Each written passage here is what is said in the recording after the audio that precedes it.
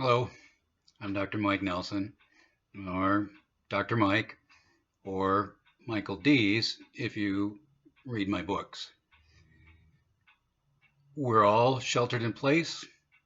We're all captives in our own homes, and the kids are driving us crazy, or vice versa. It's entirely possible. I would have a couple of suggestions about that today before we do our little story. There's a couple of things that you can do that will really help, and they'll help you too. You can do things like essential oils. If you know anything about them at all, I wouldn't say go out and spend a lot of money on them, but there are things like lavender and cinnamon bark, different things like that, which not only lighten the mood, but have been shown to reduce stress. In addition to that, there are lots of bath salts that contain lavender and different things like that. And let me tell you, when your kids are running around wilder than pet coons, it doesn't hurt to put them in a bathtub. Another thing that you can do, which is one of my standbys, which has served me well for many things over the years, is a product called Johnson's Foot Soap. And if you look at Johnson's Foot Soap, it says something like since 1848, and it doesn't look like they've changed the box design since that time either. But a half an envelope of that in a tub of water with your pet coon, you'd be amazed at how it will settle things down. And especially if they haven't had a chance to run off any energy, it really helps. So give it a try. It's amazing. You know, I can tell you things like that, and you say, that guy's nuts. Or, hey, maybe I'll give that a try. But the one group of people that never says that are the other doctors. They are the worst patients in the world. And that's what makes them the most fun. It's getting ready to storm outside. It's April, and that's what it does in April. It storms. Thunder and lightning. It comes with the weather warming up and the change in thermoclines and different things like that. And they're exciting, and it's good to be able to open the windows too. Well, many years ago, my office was in a professional arts building, and the building abutted the VA hospital property.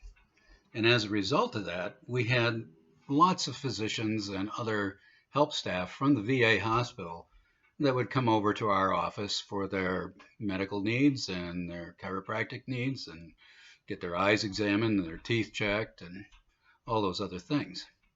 And so our office was fairly busy, and there was quite a bit of traffic in the atrium and in the waiting rooms.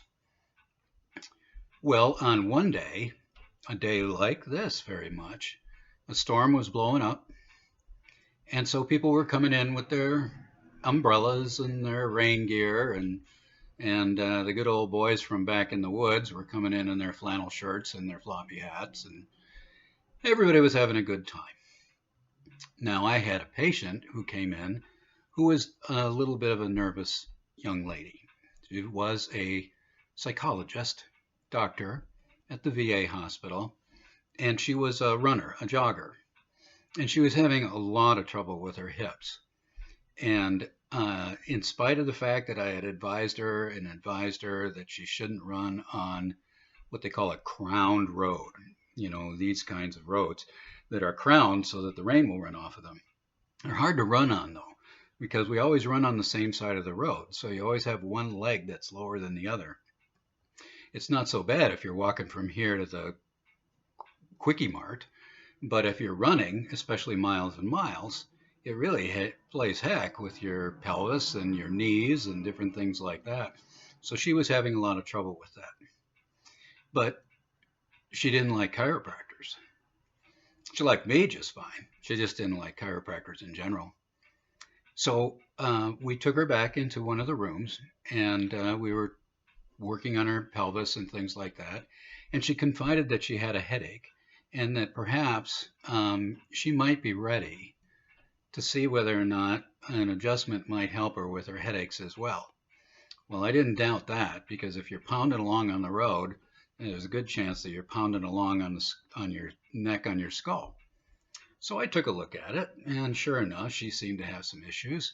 And so I laid her on her back and I adjusted her at exactly the same time that the lights went out. Now, there were no windows in the room, so when the lights went out, the lights went out. Well, my first impression was, oh darn, the lights are out. Her first impression was, I'm blind! And she started screaming, I'm blind, oh my God, you blinded me! The trouble was, she jumped up off the table and started running around in the room like a bird that's caught in the house, knocking things off the walls and everything else and screaming at the top of her lungs. Well, I was trying to catch her. The staff was trying to catch her. And we finally collared her. We took her out in the hall, which was just as dark because there were no windows in the hallway leading off into the treatment rooms. And in spite of the fact that she was fighting us tooth and claw, we brought her down the hall.